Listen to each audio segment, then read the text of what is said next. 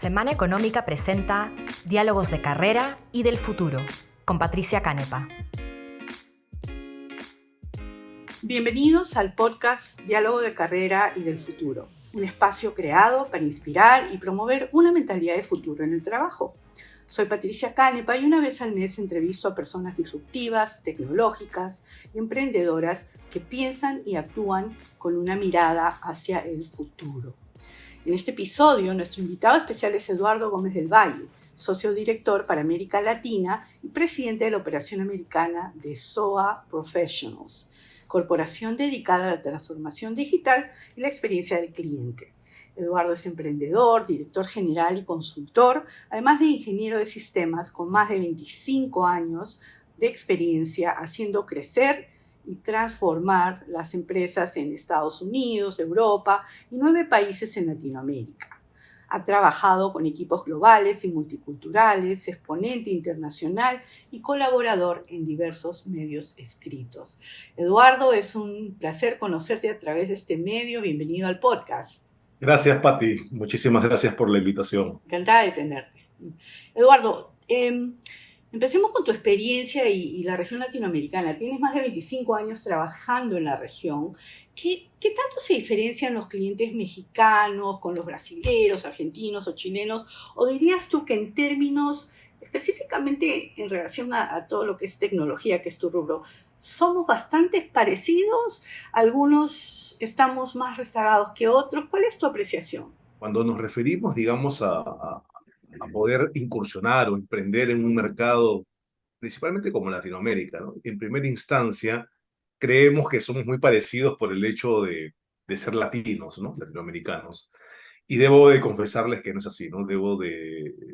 Debemos tener muy presentes que somos países, para empezar, pluriculturales. Y desde ese momento ya hay una diferencia incluso interna. Un ejemplo, ¿no? México, digamos, es, por ejemplo, el segundo país de mayor diversidad cultural en el mundo, después de la India. Así, no sabía Y eso. exactamente así es. Y lo tenemos, pues, aquí en América Latina, ¿no? Uh-huh. Y el principal mercado, digamos, para procesos de expansión dentro de la región justamente es México. Es decir, si algún latino realmente o un europeo desea invertir en Latinoamérica, piensa siempre en México. Debemos tener en cuenta que además México es uno de los PIBs más importantes y más grandes de Latinoamérica, ¿no? Entonces, si no se logra identificar justamente con claridad los polos de desarrollo y la riqueza sociocultural que cada país tiene, eso es fundamental, digamos, para el desarrollo de un negocio, ¿no? Otro ejemplo, por ejemplo, puede ser Colombia, ¿no? Un país que he visitado muchísimo y que hoy en día es el tercer principal receptor, por ejemplo, de inversiones de Ventura Capital, Uh-huh. debajo de México y Brasil, y en donde, por ejemplo, ahí hay una capital que es Bogotá, pero sin embargo hay ciudades muy importantes, totalmente independientes como Medellín o Cali, en donde si deseas dar pasos importantes, estás en la obligación de ser parte activa del ecosistema en cada una de estas ciudades. Entonces, no basta solamente con tener presencia en estos países en la capital. Pasa lo mismo con Bolivia, La Paz de Santa Cruz, es algo muy parecido, pero ya comparar, por ejemplo, países como Brasil, en donde ya no solamente entramos en un terreno en donde hasta el idioma, digamos, y el sotaque, ¿no? Que es el dejo, en donde si suenas más paulista o más carioca, depende mucho de cómo te vayan a tratar. Y toda esa estructura compleja que hay en estos países, sobre todo en Brasil, tributaria, de tramitología, no es menor de lidiar. Entonces, hay mercados, digamos, en donde principalmente, y en todos ellos tienes que tener y contar con que la adaptación es extremadamente importante, ¿no? Tu propia adaptación, tu propio emprendimiento, contratar talento que, por ejemplo, se ajuste a las habilidades necesarias y esté alineado con la misión y la cultura. Estos son los principales, digamos, retos que tenemos. Entonces, la expansión internacional suele hacerse a través de los propios fundadores de la compañía o a través de los country managers, típicamente locales, y navegar, digamos, en estas particularidades de cada mercado resulta siempre desafiante, ¿no? No hay recetas establecidas, al menos en lo que he podido vivir en estos tiempos. Comentas de que Colombia es el tercer principal receptor de capital de inversión después de México y Brasil. Y eso está alineado con el desarrollo tecnológico, dirías tú, porque yo sé que Perú es un mercado, puede ser un mercado chico y muchas startups, por ejemplo, empiezan y quieren expandir rápidamente a otros hubs latinoamericanos como los países que tú comentas, ¿no? Hay una relación directa en el desarrollo tecnológico que estás viendo y que quizás en relación a los países que podrían parecer no estar tan desarrollados o no necesariamente. No necesariamente, pero sí hay una íntima relación, por ejemplo, entre todo lo que es estas últimas corrientes en relación a startups, en relación a fintech, en relación a capitales, digamos, de venture capital sobre todo. Hay una íntima relación en relación justamente a el desarrollo tecnológico, porque estas startups van íntimamente ligadas a la industria tecnológica. Las fintech, sin duda, que duda cabe, estamos hablando de tecnología orientada básicamente a nuevos modelos financieros. Entonces, sí hay, digamos, una íntima relación. No necesariamente estamos hablando de un requisito indispensable para que la parte tecnológica, sobre todo, brinde ahí un termómetro, pero sin embargo, sí hay una íntima relación entre, sobre todo, inversión, ¿no? Tú tienes oficinas en Miami. ¿Ustedes desde Miami atienden al mercado básicamente americano o atienden más que nada a multinacionales que tienen operaciones en Latinoamérica? Es más lo último, exactamente. Nosotros tenemos operaciones en 7 países en Latinoamérica, como SOA Professionals. En cada uno de los países tenemos oficina, vale decir, no solamente la oficina, sino tenemos una compañía creada nacional, local, en cada uno de estos países. Es decir, no atendemos necesariamente desde algún punto remoto y así ha sido nuestra expansión. No, la expansión se ha dado puntualmente porque hemos pisado suelo colombiano, suelo mexicano, suelo argentino, en donde hemos formado ahí compañías locales y tenemos algún representante, un country manager típicamente local de cada país, que nos ha servido para poder impulsar esto que decías un momento, de navegar, ¿no? por cada una de las particularidades de cada mercado. Claro, y me imagino que también te ayuda mucho a desarrollar esa sensibilidad cultural que es tan propia de cada país, ¿no? Hablemos, Eduardo, sobre los directorios. Tú sabes que en el último episodio entrevisté a Susana Ledesburu, que es una directora independiente, ex presidente de Procter en Perú, y tiene una trayectoria larguísima de directorios, de presencia en directorios, y compartíamos la idea de que hoy en día, no sé, para nosotras es indispensable contar con un director independiente que es experto en tecnología o temas digitales. Sin embargo, yo veo que esto no necesariamente es la norma, mucho depende del proceso, pues evolutivo, tecnológico, o la mirada hacia el futuro de cada una de las empresas, hasta el rubro puede influir, pero sentimos que es casi totalmente necesario. ¿Cómo harías tú el pitch o cómo te presentarías como experto de tecnología o cómo harías para convencer al presidente del directorio o a un directorio de las ventajas de contar a alguien con un perfil tecnológico para lo que se viene?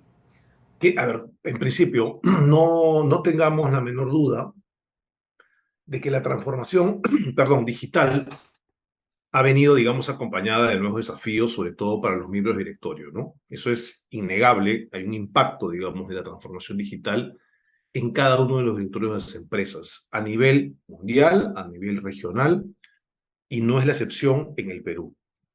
Pero además, debemos tener presente que antes de la pandemia, 2019 principalmente, ya algunos directorios estaban empezando a considerar muy importante prepararse para, digamos, para los tipos de decisiones que hay que tomar y empezaron a contar con directores independientes con experiencia digital. Muy tímidamente, valgan verdades, pero ya empezó en esos momentos. Ya ahora lo que ha sucedido es que post pandemia, esta tendencia, digamos, ha venido creciendo. Y encontramos directorios que tienen éxito, digamos, al involucrar a un directorio especialista digital, aprovechan esos conocimientos, sus aportes, y se define con mayor claridad qué cosa significa lo digital para el negocio y las capacidades específicas que el directorio necesita. Entonces, el perfil de directorio, del miembro de directorio post pandemia, se ha venido adaptando a todos estos nuevos cambios locales e internacionales, que cabe aclarar que es muy posible que no sean todas estas personas necesariamente hayan nacido nativos digitales, pero estos perfiles, digamos, de nuevos especialistas en el directorio, expertos en transformación digital o en el ámbito digital, son, digamos, muy sensibles a todo estas constantes alertas que existen en el mercado y obviamente permiten detectar una serie de movimientos en el espacio digital y esta misma disposición llevarla a la sala de juntas, además de servir como un puente para conectar negocios tradicionales con la cultura de innovación y desmitificar la transformación digital que a veces algunos miembros del directorio no necesariamente confían. Por ende, este perfil de director, digamos, enfoca siempre sus esfuerzos en garantizar algún tipo de que las amenazas y las oportunidades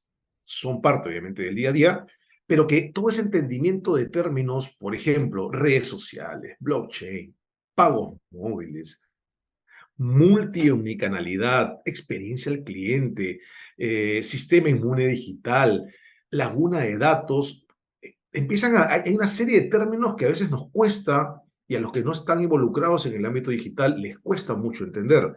Internet de las cosas, comercio electrónico, inteligencia artificial.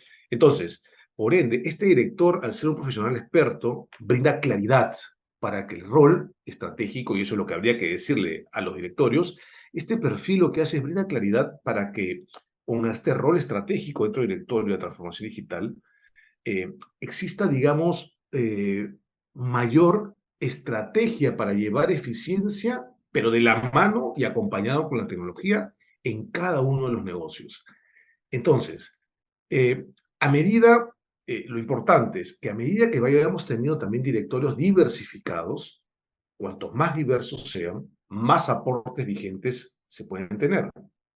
Entonces, por todo lo comentado, es imperativo, digamos, apostar por la diversificación de un directorio, por ejemplo, mayor participación de directores menores a 45 años, que justamente traen ese bagaje de interpretación de tecnología, que tengan perfiles digitales.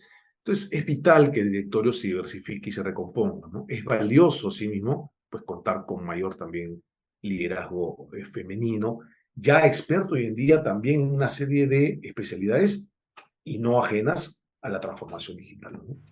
Genial. Ahora, siguiendo con el tema del directorio, recuerdo haber leído algún artículo tuyo donde comentabas que los directorios tienen en la agenda la transformación digital, pero suelen centrarse en el corto plazo y que eso es un error. ¿Nos puedes explicar a qué te refieres y en todo caso cómo corregirlo si fuera necesario? Claro que sí. A ver, he notado que efectivamente no se aborda debidamente la transformación digital en los directorios por todo lo que acabo de comentar, ¿no? Ujú. Y estos, me refiero a los directorios, se han venido enfocando básicamente en algunos temas como la eficiencia de costos. Por ejemplo, es uno de los temas que siempre está en agenda. Pero a ver, ¿quién podría hoy día cuestionar que la transformación digital, la tecnología, está íntimamente ligada con la eficiencia? Entonces, si Ujú. queremos velar una cosa, vamos a lograrla si involucramos lo otro.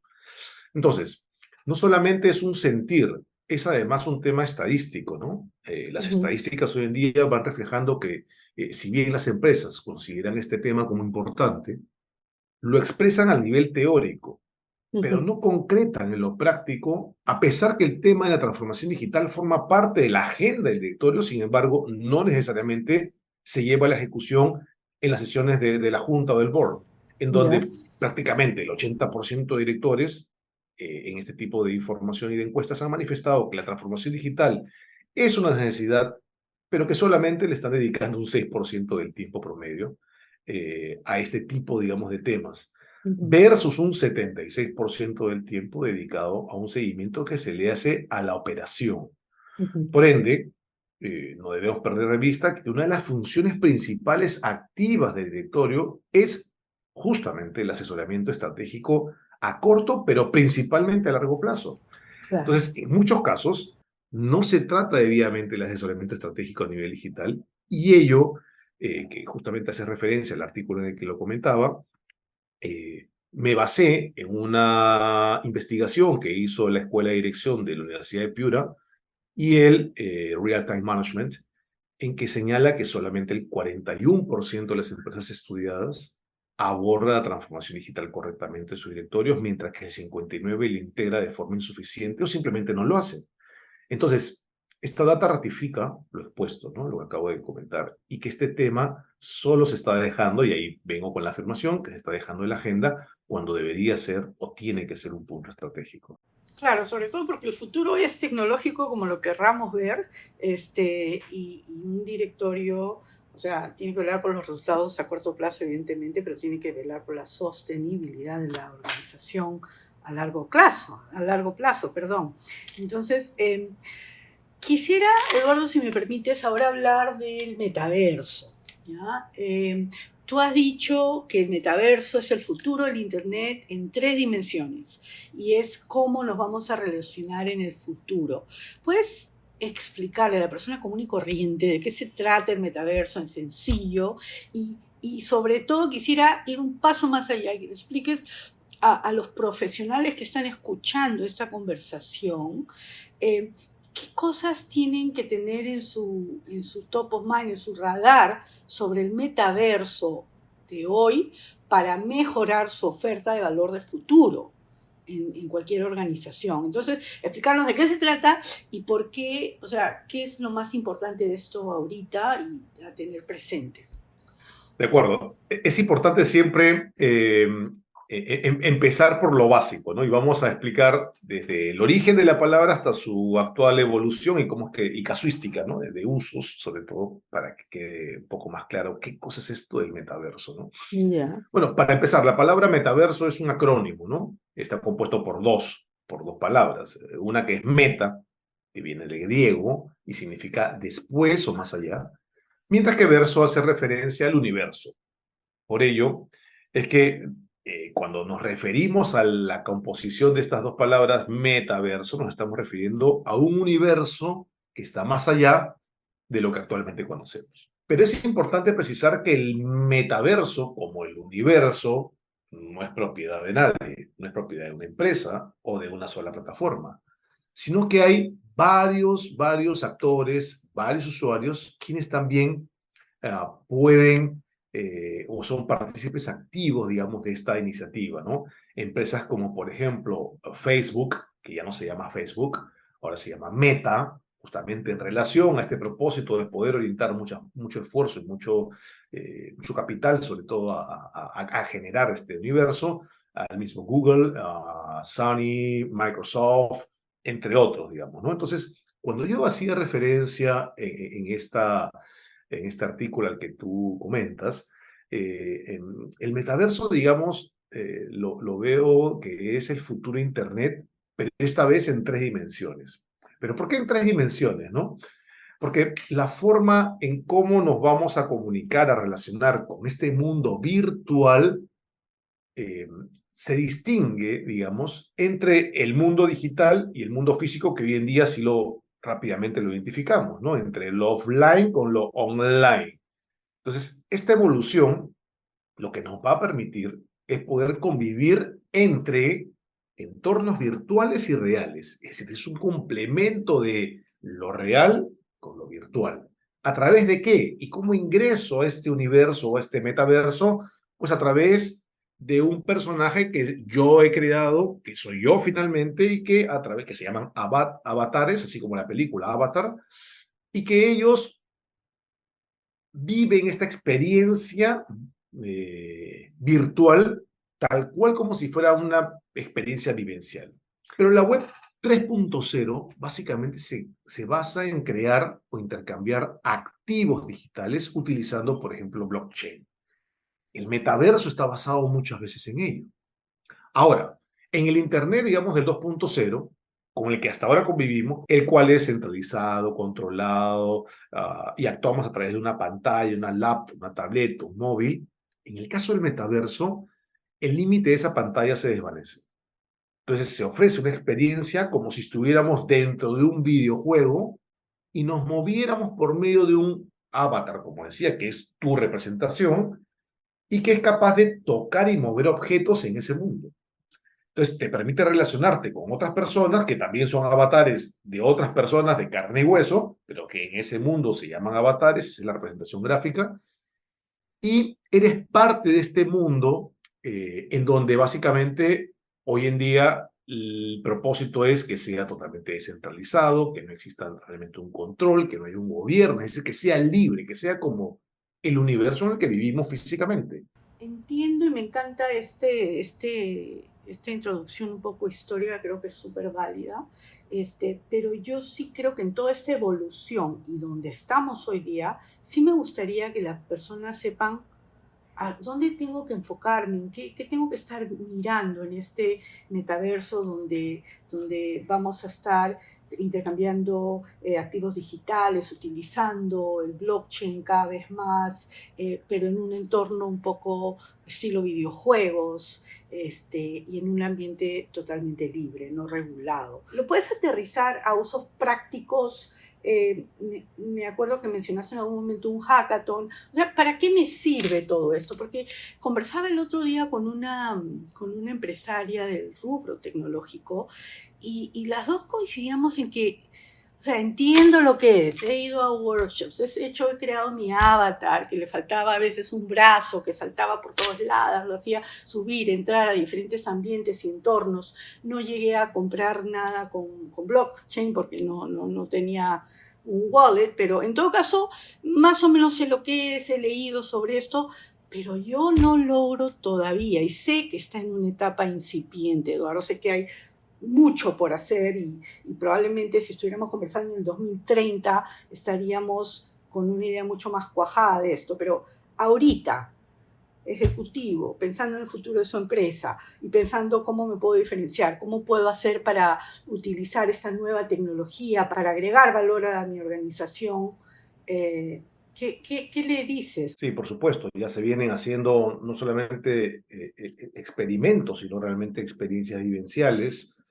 Y esto tenemos que verlo como que en algunos pocos años, yo calculo que este gran universo metaverso va a tener una composición más realista, calculo entre 7 a 10 años todavía. Se viene invirtiendo muchísimos miles de millones de dólares en generar, imaginémonos, un nuevo planeta, pero digital, ¿sí? Eso es lo que tenemos que imaginarnos. Y en este nuevo planeta digital se agilizan, obviamente, y se manejarán transacciones de las compañías. Existirá presencia de marca, modelos de negocio dinámicos. La gente, los chicos muy chicos, hoy en día ya conviven con el metaverso. No solamente, es decir, ya hay una evangelización entre niños que usan no solamente videojuegos, sino una especie de mundos en donde van experimentando. Y hablamos de estos chicos que de aquí a unos 10 años ya van a tener mayoría de edad. Entonces, cuando queremos aterrizar, por ejemplo, este concepto, es imaginarse en poder, por ejemplo, vivir o tener interacción en un concierto como si estuvieras a 1 metro de distancia del escenario, pero sin salir de tu casa, probarte ropa sin ir a la tienda, trabajar en una oficina virtual de la misma forma que lo haces en una oficina física. No es lo mismo tener una experiencia tipo Zoom o tipo Teams, en donde básicamente eh, la interacción no es vivencial, es netamente una comunicación y puedes compartir algunos documentos. Aquí no, acá estamos hablando, por ejemplo, de poder generar réplicas. Por ejemplo, hay una compañía que es BMW o BMW, eh, que han trabajado para crear réplicas exactas de una fábrica. Es decir, hacer pruebas virtuales con una cosa que se llama, y ya empieza a sonar más, gemelos digitales. ¿Qué es un gemelo digital? Un mundo en donde yo finalmente tengo una idea y un concepto replicado en el ámbito digital, pero a prueba de error. Porque si yo me equivoco en el mundo físico virtual, me puede costar muchísimo dinero. Si yo me equivoco en el mundo digital, simplemente hago delete e inicio nuevamente una tarea. Entonces, por ejemplo, fábricas de réplicas exactas, en donde lo que pretenden, por ejemplo, aquí es que sus diseñadores se reúnan a través de avatares fotorrealistas completamente creíbles y puedan trabajar juntos, por ejemplo, diseño de vehículos, ¿vale? Entonces, hay marcas que ya están teniendo participación muy activa, Spotify, Gucci, Clarks, ya van apostando públicamente por este tipo de plataformas, ¿no? O sea, ¿cuál es la ventaja de crear un avatar para que diseñen un gemelo digital y esto esté a prueba de errores, que esa es la idea detrás de gemelos digitales? Cuando eso ya existe, o sea, ¿qué ventaja me da hacerlo a través de un avatar en el metaverso? Perfecto. Aquí es como, hay que pensar que estás como teletransportándote a un mundo totalmente nuevo de realidad virtual y otros complementos que nos permiten interactuar con él, en donde ya una serie de dispositivos nos van a transmitir sensaciones, ¿sí? No solamente es el hecho de montarse con un avatar a pretender hacer cosas, no, estamos hablando de recrear justamente todo un contexto de muchas más sensaciones, de observar expresiones faciales para que nuestro yo o el avatar los recrea y que así el resto de personas con las que estemos interactuando puedan entender cómo nos sentimos. A diferencia de una red social, eso no llega a ese nivel. Ese lenguaje corporal también forma parte de estas interacciones virtuales. Entonces, el metaverso no lo veamos ni busca ser un mundo de fantasía, sino lo que es una especie de realidad alternativa en la que vamos a poder hacer las mismas cosas que hacemos hoy fuera de casa, pero sin movernos de una habitación. Entonces es radicalmente distinto ya empezar a sentir, a mirar sensaciones y a, por ejemplo, trabajar en una oficina con tus compañeros, mirándose cada quien en este universo que está creándose y que Bueno, es el símil, por ejemplo, de tu escritorio, el símil, por ejemplo, de tu oficina. Eso es lo que brinda esta nueva claro. tendencia. Y me imagino que será mucho más válido o más relevante para el usuario a medida que se perfeccione esta tecnología de sensaciones de la cual estás hablando. Eduardo, nos quedó corto el tiempo. Quisiera solo hacer una pregunta más porque creo que es importante y es sobre el talento tecnológico. Siempre va a haber espacio para perfiles tecnológicos y sobre todo para las personas que están bien preparadas y no solo enfocadas en lo tecnológico, sino que complementan esto con un entendimiento del negocio, del cliente, y que lo puedan combinar pues con sus fortalezas, no solo técnicas, sino también humanas. Ahora, ¿qué oportunidad se abre para el profesional latinoamericano tecnológico a raíz de todos los despidos y recortes que han habido en grandes empresas tecnológicas como Twitter, Meta y hasta el propio Salesforce, que es una empresa que a mí me encanta, que se está viendo en el sector tecnológico, que se vio el año pasado y que se va a seguir viendo según me he informado, a nivel mundial? ¿Qué oportunidades representa eso para nosotros como latinoamericanos? Muy buena pregunta. La buena noticia es que hay mucha oportunidad por delante, ¿sí? Hoy en día estamos viendo que grandes compañías, sobre todo de la costa oeste de Estados Unidos y específicamente de Silicon Valley, están confiando cada vez más en el talento de los latinos. ¿Para qué? Para el desarrollo sobre todo de tecnología e información. Entonces, han empezado a contratar intensivamente perfiles técnicos para fortalecer sus equipos. Pero no perdamos de vista, sin embargo, algunos datos importantes, ¿no? Desde el punto de vista de América Latina y el Caribe, se representa básicamente el 7,6, no llega ni al 8%, la economía mundial. Ese es el número que tenemos relacionado a esta parte del globo, ¿no? El planeta. Y la población, obviamente, de estos países de América Latina y el Caribe no son más del 8,4. Sin embargo, hay estudios muy concretos de empresas muy serias como Microsoft y LinkedIn, en donde se espera, por ejemplo, que para el 2025 haya más de 10 millones de vacantes abiertas en la región. Eso es sumamente interesante. ¿Por qué? Em, Ya ejemplos concretos de países en Latinoamérica vienen dando este tipo de señales. Por ejemplo, Argentina y Colombia son los dos países de la región que más ingenieros y perfiles técnicos aportan, sobre todo tras el auge del teletrabajo y otras soluciones remotas que hemos experimentado en el caso de la pandemia, ¿no? Pero hay que tener en cuenta lo siguiente, ¿no? Según información que manejo, yo puedo confirmar hoy en día que Argentina más o menos aporta, por ejemplo, el 30% del total de los talentos contratados en Latinoamérica, seguido de Colombia con un 27%, Uruguay con un 24%, Chile con un 11%, México con un 4% y Perú con un 2%. Ahora, Qué... ¿cuáles son estos perfiles? Cada día esto está mejorando más, ¿eh? Pero ¿cuáles son estos perfiles en razón de lo que decía al inicio? A veces nos falta formación. Entonces, los perfiles típicamente de la tecnología son desarrolladores, programadores y ingenieros de sistemas de alta performance con más de 5 años de experiencia laboral en tecnologías específicas. Entonces, no se puede negar que el talento en Latinoamérica es increíble, no solo por las capacidades técnicas, sino también por las habilidades blandas y humanas, además del nivel en inglés que es bastante bueno.